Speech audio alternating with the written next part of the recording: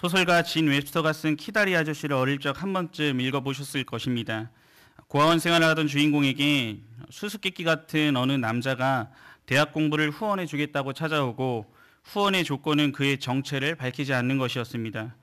후원자의 정체를 알 수 없었지만 어느 날 그의 긴 그림자를 보고 키다리 아저씨라고 별명을 붙인 것에 유래하여 오늘날에는 정체를 알 수 없는 후원자를 의미하는 관용어로도 사용이 됩니다. 내가 힘든 상황에서 나를 찾아와 말없이 곁에서 지켜주며 어려움을 이겨낼 수 있도록 힘을 주는 키다리 아저씨는 특히나 소녀들에게 있어서 한 번쯤은 꿈꾸는 일들일 수도 있습니다. 오늘 우리가 함께 읽은 시편은 힘든 상황 중에 도움을 주는 이 키다리 아저씨의 차원을 넘어 힘들고 어려울 때뿐만 아니라 전 인생의 희로애락 속에 동행하시고 인도하시며 삶의 끝을 보장하시는 하나님의 은혜가 나타나고 있습니다. 이 시를 지은 다윗은 일생 동안 체험한 여호와의 축복을 말년에 찬양하고 있는 것인데, 하나님께서 다윗과 맺은 언약에 근거하여 일평생 동안 신실하게 인도하시고 보호해 주신 그 은혜를 양과 목자의 비유를 들어 고백하고 있는 말씀입니다. 인간은 누구나 할 것 없이 유한한 존재로 이 땅을 살아가며 희로애락의 연속을 살아갈 때에 모든 것을 초월하시는 창조자여 주권자이신 여호와 하나님의 그 인생의 목자로 삼고 살아가는 자가 누리게 되는 하나님의 은혜를 고백하고 있는 것입니다. 오늘 주신 이 말씀을 통해 이 광야 같은 인생을 살아가는 유한한 우리들에게 여호와가 우리의 목자가 되시어 베푸시는 은혜가 무엇인지를 함께 생각해 보고자 합니다. 먼저 여호와께서 내 삶을 친히 인도하심으로 부족함이 없게 하시는 은혜입니다. 오늘 본문 1절과 2절의 말씀을 함께 합독하겠습니다. 시작. 여호와는 나의 목자시니 내게 부족함이 없으리로다. 그가 나를 푸른 풀밭에 누이시며 쉴만한 물가로 인도하시는도다. 아멘. 오늘 본문은 소년 다윗이 목동 시절을 노래하는 것처럼 보이지만 실제는 인생의 많은 역경을 겪고 난 노년에 기록한 것입니다. 왕으로서 모든 영화도 누려보고 또한 자식에게 배반도 당하고 생명을 잃을 것 같은 시련도 겪은 후에 마지막으로 부르는 인생 정리 같은 노래입니다. 이 배경에서 첫 마디는 여호와를 나의 목자다라고 이야기를 하고 있습니다. 이는 젊은 시절 목자로서 양을 인도한 체험이 있는 다윗이기에 목자와 양의 비유를 들어서 설명을 하고 있는 것입니다. 여호와 하나님의 목자로 또한 다윗 자신의 양으로 전제하여 목자를 절대적으로 의존할 수밖에 없는 양과 같이 하나님에 대한 절대 의존과 신뢰를 노래하고 있는 것입니다. 이 목자 되시는 하나님의 이름을 여호와라고 오늘 본문에서 칭하고 있는데, 이는 하나님께서 택한 백성들과 언약을 맺으시고 그 언약을 신실하게 지키시는 측면을 강조할 때 사용되는 하나님의 신명입니다. 즉 이스라엘 백성들을 포함한 오늘 다윗 자신이 있기까지 온갖 풍파와 고난 속에서 구원하시고 오늘 거룩한 언약 백성으로 살아가도록 이끌어주시는 분이 오늘 목자 되신 하나님이심을 고백하는 것입니다. 오늘 본문에서 목자라는 말의 히브리어는 양육하다, 먹이다, 또한 관계를 맺다라는 의미의 단어가 사용되었는데, 이 말 속에서 여호와께서 목자가 양을 돌보고 먹이듯이 친히 관계를 맺고 양육하시고 먹이신다는 뜻이 담겨 있습니다. 이는 실제로 고대 근동의 목축 현장에서 양이 목자를 따르지 않을 때 그 양은 바로 사나운 맹수들에게 처참하게 죽게 되든지 또한 길을 잃고 방황하다가 아주 뜨거운 광야에서 탈진해 죽게 되는 결과를 초래했던 실제적인 상황을 두고 이야기를 하는 것입니다. 이 때문에 다윗은 이러한 하나님과 그 백성 또한 자신과의 관계를 목자와 양 사이에 설정되어 있는 사랑과 믿음 또한 다스림과 순종의 관계에 빗대어 설명하는 것입니다. 이 목자와 양의 바른 관계 속에 살아가는 양들의 모습이 아무것도 부족함이 없어 보이고 또한 평화롭고 풍족하게 보였기 때문에 내게 부족함이 없으리로다 라고 하는 이 고백을 하고 있는 것입니다. 오늘 본문에서 없으리로다에 해당하는 이 부정어는 구약성경 히브리어에서 가장 강한 의미를 지닌 부정어로 절대 아니다, 전혀 없다라고 하는 강한 의미를 지니고 있습니다. 오늘 또한 동사가 반복과 계속을 나타내는 미완료형이 사용되었는데, 이는 강한 부정어와 함께 쓰여서 절대적이고 영원한 금지의 의미를 나타내고 있습니다. 이 때문에 본문은 여호와를 목자로 하여 따를 때 부족함이 없이 풍족하고 넉넉한 상태가 영원히 지속될 것임을 나타내고 있는 것입니다. 이를 가리켜 2절에는 푸른 초장과 실만한 물가로 나타내고 있는데, 양이 먹을 수 있는 풀이 많이 나 있는 녹지대를 지칭하는 것만 아니라 이 광야의 뜨거운 햇빛을 피해 쉴 수 있는 장소까지 제공한다는 것으로 하나님으로부터 오는 참된 안식이 얼마나 완전한 것인지를 선명하게 나타내주고 있습니다. 오늘 또한 목자가 양의 쉼을 위해 아무 곳으로나 인도하는 것이 아니라 쉴 만한 물가로 표현하고 있으므로 양이 쉬기에 가장 적당하고 좋은 곳을 선택하여 제공하신다는 사실이 잘 나타나 있습니다. 오늘 하나님만으로 부족한 것이 없다는 이 고백은 현 시대에는 어울리지 않는 동떨어진 말로 다가올지도 모르겠습니다. 실제로 오늘을 살아가는 많은 사람들이 무언가 완전히 채워지지 않은 결핍과 불만족 속에 살아가기 때문입니다. 이것은 꼭 삶이 가난하고 어렵기 때문만은 아닌 것 같습니다. 실제로 각 나라별 행복지수를 조사해 본 통계를 보면 경제적으로 잘 사는 나라가 아닌데 행복지수가 높은 결과를 한 번쯤은 보셨을 것이라 생각됩니다. 또한 내가 원하는 것을 갖게 되고 또한 길이 잘 풀리고 빈곤함이 없이 살면 만족할 거라고 생각할 수 있는데, 실제로 높은 지위와 연봉을 받으며 살아가는 사람들의 자살 소식 등은 물질과 명예가 부족한 것이 없는 만족스러운 삶과 100% 연결되지는 않는 것 같습니다. 이 순간 여러분에게 부족한 것이 무엇인지 마음속에 몇 가지 떠올려 보시기 바랍니다. 이것만 있으면 여러분의 삶이 행복해질 수 있을지 순서대로 나열해 보시기 바랍니다. 물질, 명예, 건강, 자녀, 가정, 직장 등 다양한 것들이 채워져야만 내가 지금보다 행복할 수 있겠다는 생각이 들 수 있습니다. 오늘 하지만 이것들이 채워진다 해도 세상에서 오는 모든 만족들은 매우 가변적이고 영원한 것이 아니기에 공허함과 또 다른 불만족 속에 다른 것들을 쫓아 살아가게 될 뿐임을 우리는 삶을 통해 체험할 수가 있습니다. 오늘 하지만 우리 신자들은 결핍과 불만족으로 가득 찬 이 어두운 세상을 지나며 내가 부족한 것이 없다라고 하는 믿음의 고백을 할 수가 있는데, 이것은 바로 여호와가 나의 목자가 되심을 진정으로 믿고 깨닫게 될 때에 우리 또한 이러한 삶의 고백을 올려드릴 수가 있게 되는 것입니다. 우리에게 부족한 것이 없게끔 만들어준 것은 이 세상이나 이 세상에 있는 것들이 아닙니다. 풍부한 환경이 부족한 것이 없다고 고백하게 만드는 것도 아닙니다.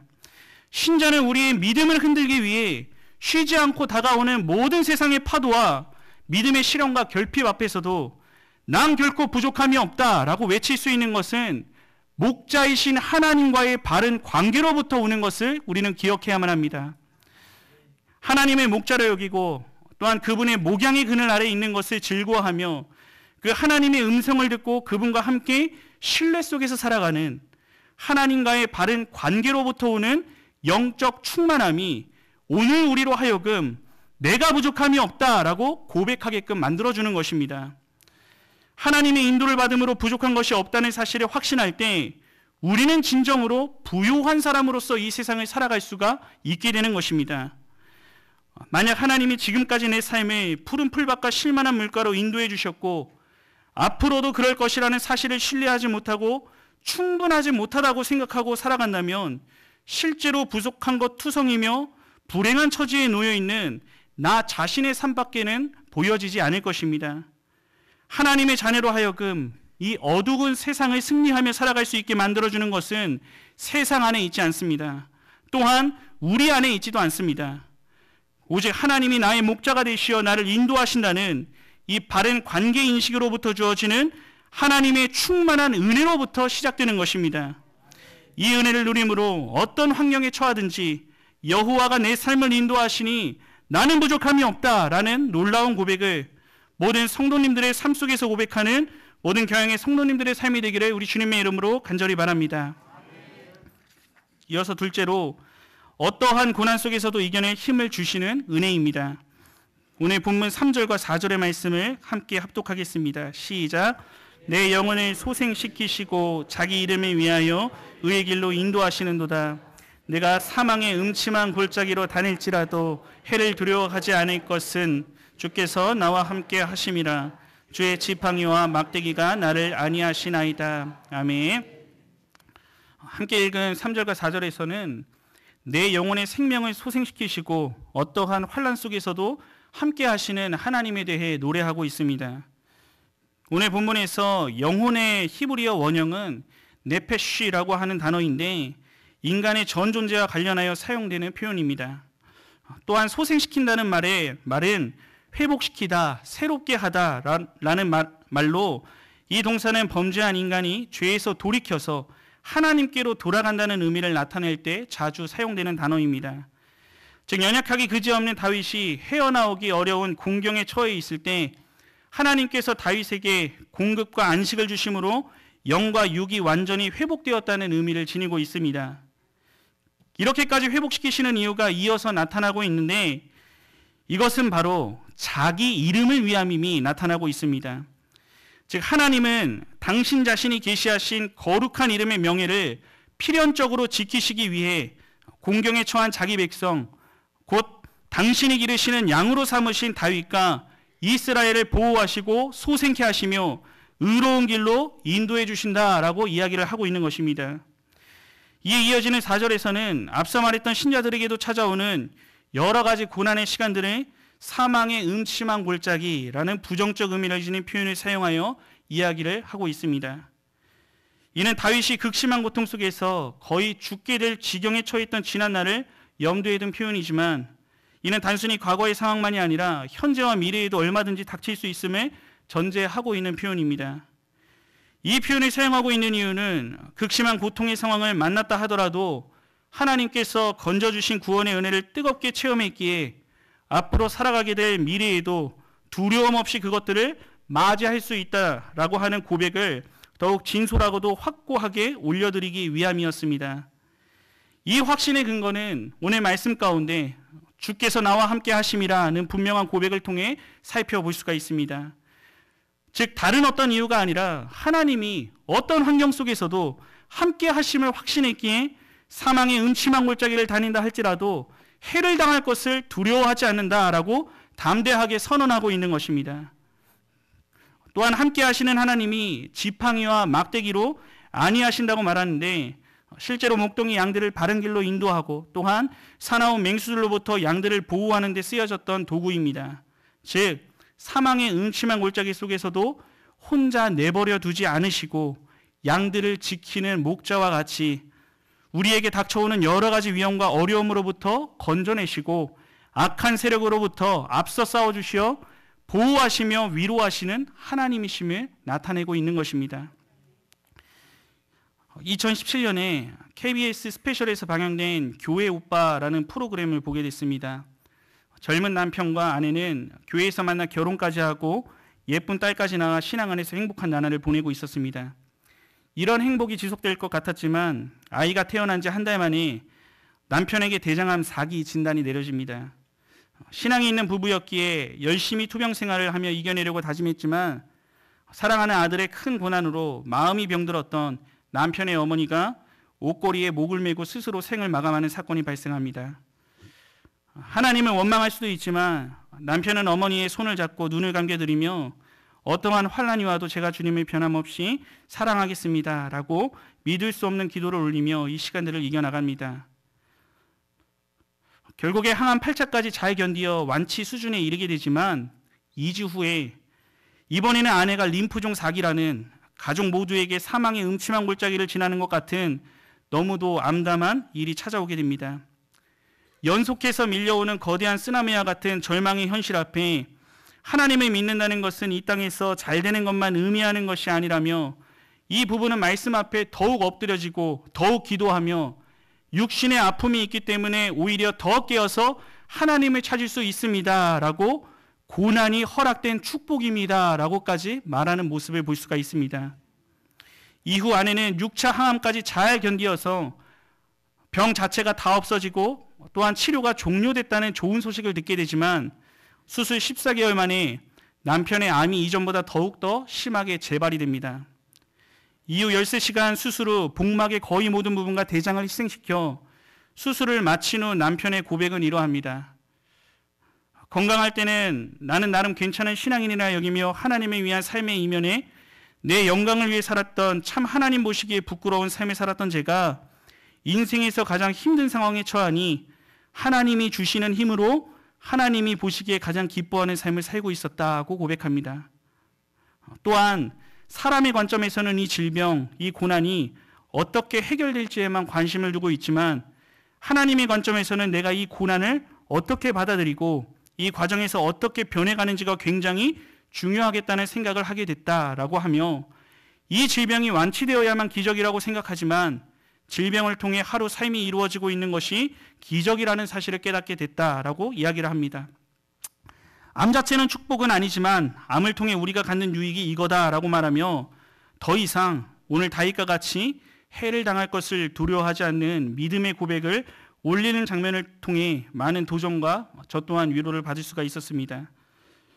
이 부분은 인생 최대의 고통과 고난의 순간을 하나님에 더욱 의지하며 말씀과 기도로 부부간에 매일 이루어지는 신앙의 간증 속에 하나님이 소생시키시는 영적 힘을 공급받아 어떠한 어려움도 두려워하지 않고 많은 사람들 앞에서 하나님의 이름을 더욱 크게 높이며 의의 길을 담대하게 걸어갔던 것입니다.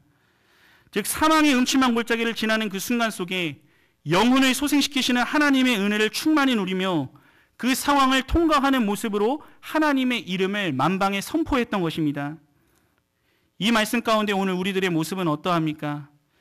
건강뿐만 아니라 여러 모양으로 찾아오는 고난의 순간을 어떠한 시각과 마음을 가지고 통과하고 있으십니까?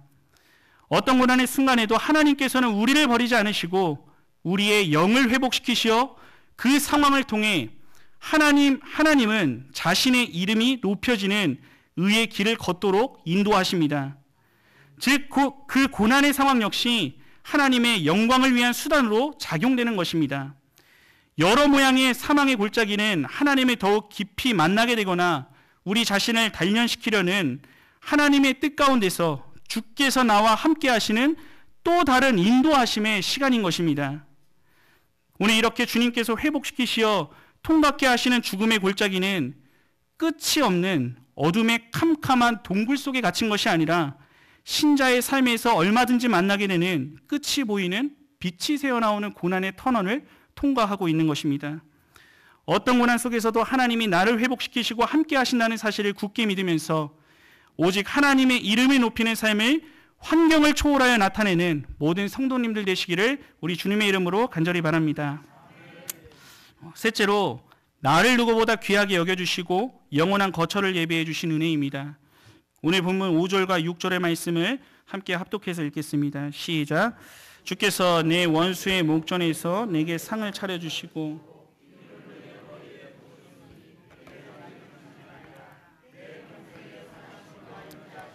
반드시 나를 따르리니 내가 여호와의 집에 영원히 살리로다. 아멘. 앞서 하나님과 다윗의 관계를 목자와 양의 관계에 비유하여 설명했다면 본절에서는 하나님의 백성이 누릴 승리의 기쁨을 노래하고 있습니다. 내 원수의 목전에서 내게 상을 차려주시고 라고 말하는 것은 하나님께서 친히 귀한 음식을 차려주셨음을 말하는 것인데 원수가 보는 앞에서 차려주셨다는 것은 아직 승리를 거둔 상태는 아니지만 결코 패배하지 않고 하나님의 도우심으로 인해 반드시 승리할 것을 확신하는 말입니다.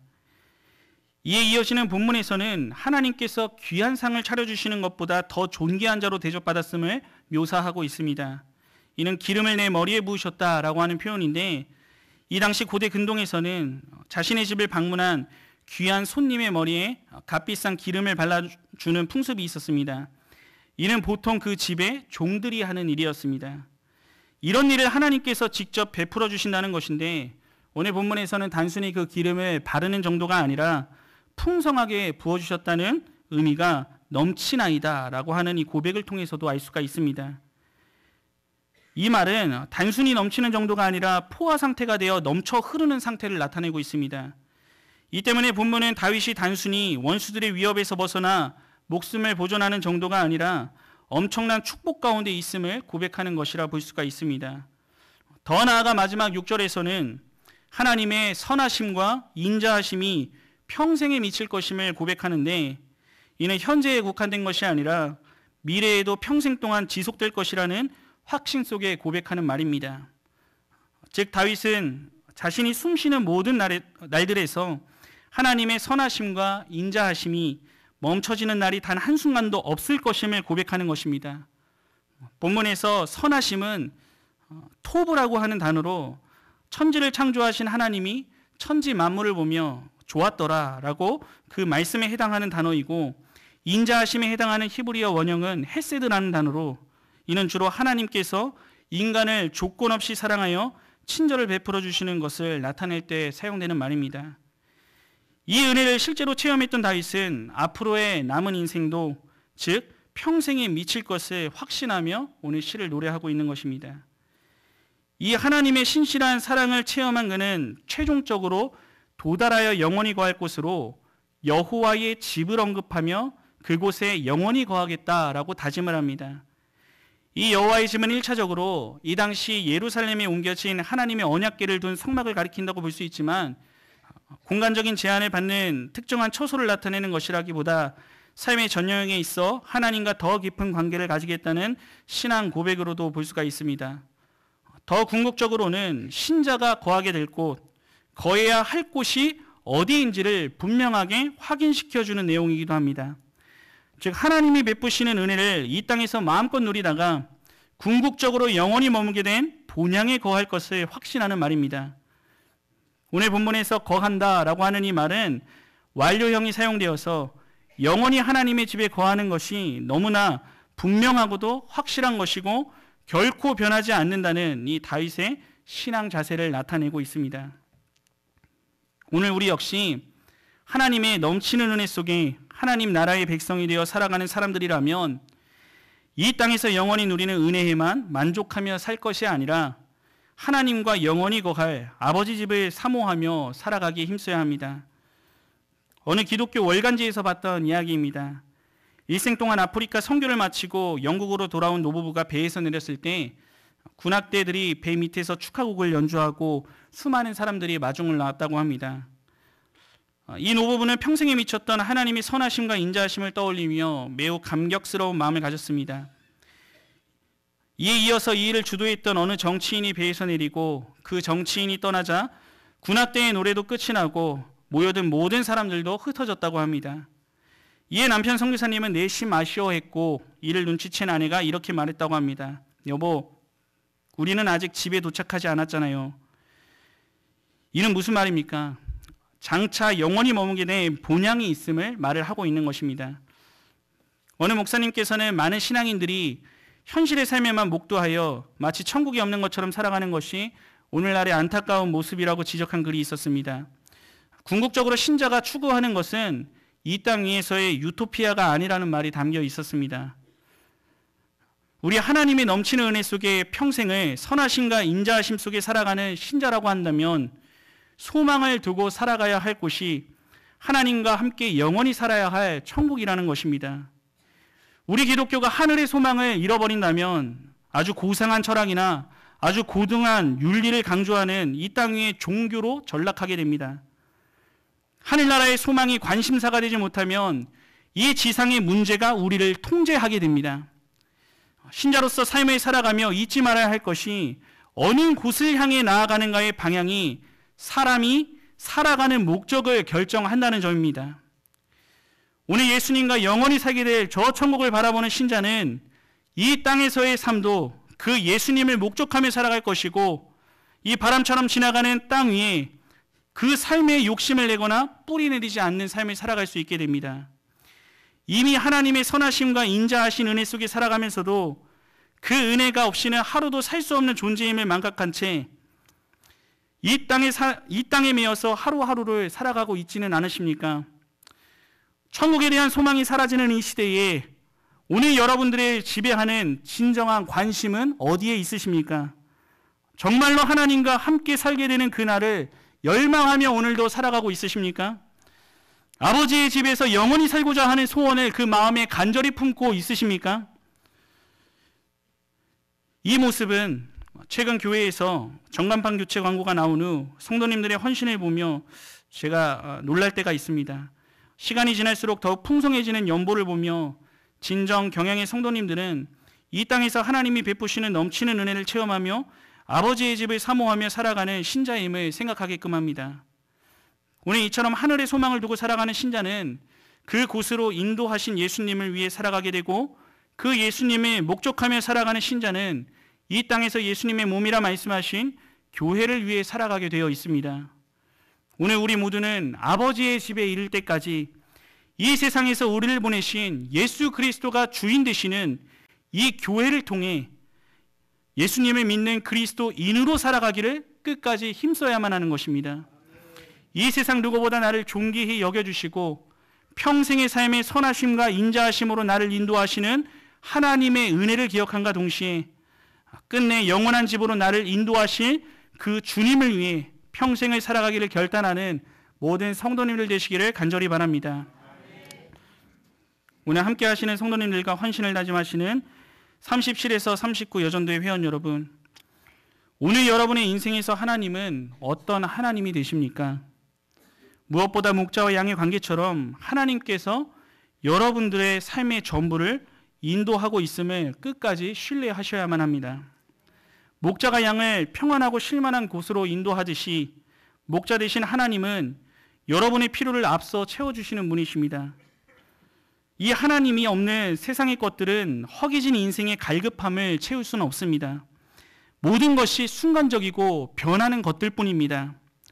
여호와 하나님만이 나에게 참 평안과 쉼을 주시는 분임을 깨닫게 될 때, 그 하나님과의 관계의 중요성을 바르게 깨닫고 살아가게 될 때 내게 부족한 것이 없다라고 하는 만족한 삶을 살게 됨을 잊어서는 안 되는 것입니다.